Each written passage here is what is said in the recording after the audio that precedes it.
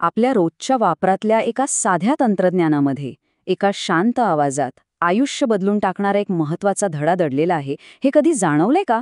चला, आज आपण गुगल मॅप्सच्या त्या एका सूचनेमागचं हे जबरदस्त तत्वज्ञान समजून घेऊया. जरा विचार करा, आपण गाडी चालवत आहोत. एका नवीन ठिकाणी पोहोचायचंय आणि अचानक आपण एक चुकीचं वळण घेतो. काय होतं?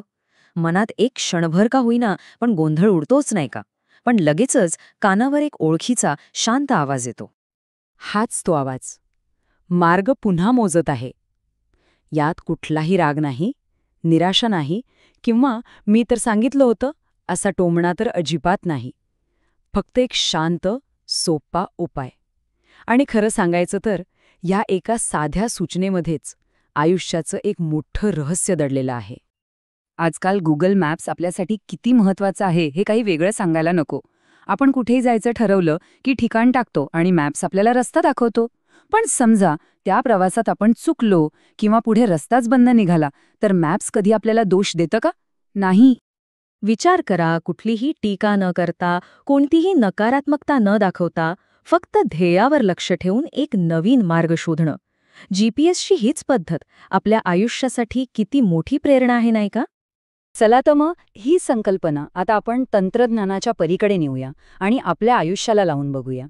कारण आपलं आयुष्यसुद्धा एका प्रवासासारखंच आहे, जिथे सतत अनपेक्षित वळणं येतच असतात. मग नक्की काय आहे हा रिकॅल्क्युलेटिंग माइंडसेट? सोप्या भाषेत सांगायचं तर आयुष्यात येणाऱ्या अडथळ्यांना प्रवासाचा शेवट न मानता आपल्या ध्येयापर्यंत पोहोचायला मदत करणारा एक नवीन रस्ता समजणं. म्हणजे ध्येय तेच ठेवायचं, फक्त रस्ता बदलायचा. आणि खरं तर बघा, आपल्यापैकी कुणाचाच आयुष्याचा प्रवास सरळ रेषेत नसतो. कधी आजारपण येतं, कधी अपघात होतो, तर कधी अपेक्षेप्रमाणे यश मिळत नाही. अशावेळी अनेक जण खचून जातात, आपलं ध्येयच सोडून देतात. पण जर आपण गुगल मॅप्ससारखा विचार केला तर ही संकल्पना प्रत्यक्षात कशी काम करते हे समजून घेण्यासाठी चला काही खरीखुरी उदाहरणं बघूया. म्हणजे हे आणखी सोपं होईल. समजा एक विद्यार्थी आहे ज्याचं स्वप्न डॉक्टर बनण्याचं आहे, पण प्रवेश परीक्षेत त्याला अपयश आलं. मग काय त्याचा प्रवास इथेच संपला का? अजिबात नाही. त्याने फक्त आपला मार्ग रिकॅल्क्युलेट केला.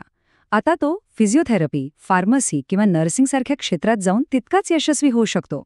लोकांची सेवा करण्याचं त्याचं मूळ ध्येय तर पूर्ण होतच आहे. किंवा विचार करा एका खेळाडूचा, ज्याला आंतरराष्ट्रीय स्तरावर देशाचं नाव मोठं करायचंय, पण एका दुखापतीमुळे त्याचं खेळाडू म्हणून करिअरच थांबलं. मग स्वप्न संपलं? नाही, फक्त मार्ग बदलला.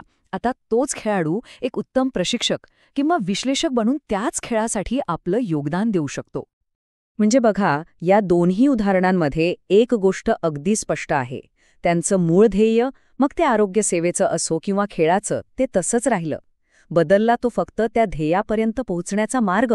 आणि हेच तर आहे रिकॅल्क्युलेटिंगचं सार. आणि खरं तर हा विचार काही आजचा नाहीये. इतिहासात त्याची अनेक उदाहरणं सापडतात. थॉमस एडिसननी केलेला प्रत्येक अयशस्वी प्रयोग हा अपयश नव्हता, तर हा मार्ग चुकीचा आहे हे शिकण्याची एक संधी होती. ते सतत रिकॅल्क्युलेट करत होते. अगदी महात्मा गांधीजींना सुद्धा दक्षिण आफ्रिकेत आलेल्या संकटांनीच सत्याग्रहाचा एक नवा आणि शक्तिशाली मार्ग दाखवला. ठीक आहे, पण मग हे सगळं आपण आपल्या आयुष्यात कसं आणायचं? त्यासाठी काय करायचं? चला, जीपीएस प्रमाणे विचार करण्याची एक सोपी पद्धत पाहूया. सगळ्यात पहिलं, आपलं मूळ ध्येय काय आहे हे पक्क लक्षात ठेवायचं. त्यानंतर स्वतःला किंवा परिस्थितीला दोष देत बसण्याऐवजी शांतपणे पुढे काय करता येईल याचा विचार करायचा. इथेच आपल्या विचारांमध्ये लवचिकता येते, जी आपल्याला नव्या वाटा स्वीकारायला मदत करते. हो, नव्या मार्गाला थोडा वेळ लागू शकतो, पण उशीर होणं म्हणजे अपयश नव्हे.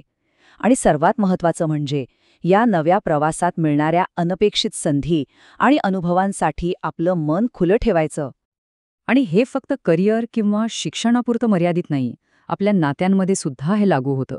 जेव्हा गैरसमज होतात, तेव्हा नातं तोडण्याऐवजी संवादाचा, समजुतीचा एक नवीन मार्ग शोधून नातं रिकॅल्क्युलेट करता येऊ शकतं.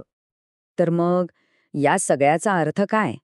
याचा अर्थ हाच की रिकॅल्क्युलेटिंग ही फक्त एक तांत्रिक गोष्ट नाही, तर ते आयुष्य जगण्याचं एक महत्त्वाचं कौशल्य आहे. एक सकारात्मक दृष्टिकोन आहे. एक गोष्ट कायम लक्षात ठेवायला हवी. आपल्या आयुष्यात येणारं अपयश, चुका किंवा संकटं हा आपल्या प्रवासाचा शेवट नसतो. ती फक्त एक नवीन आणि कदाचित आधीपेक्षाही चांगला मार्ग शोधण्यासाठी मिळालेली संधी असते. ज्याला मार्ग बदलण्याची ही कला एकदा जमली, त्याला कोणतीही परिस्थिती थांबवू शकत नाही. म्हणूनच तर म्हणतात, कोशिश करने वालों की कभी हार नहीं होती. तर पुढच्या वेळी जेव्हा आयुष्य एखादं अनपेक्षित वळण घेईल, तेव्हा निराश होण्याऐवजी स्वतःला नक्की विचारा, माझा नवीन, अधिक चांगला मार्ग कोणता असू शकतो.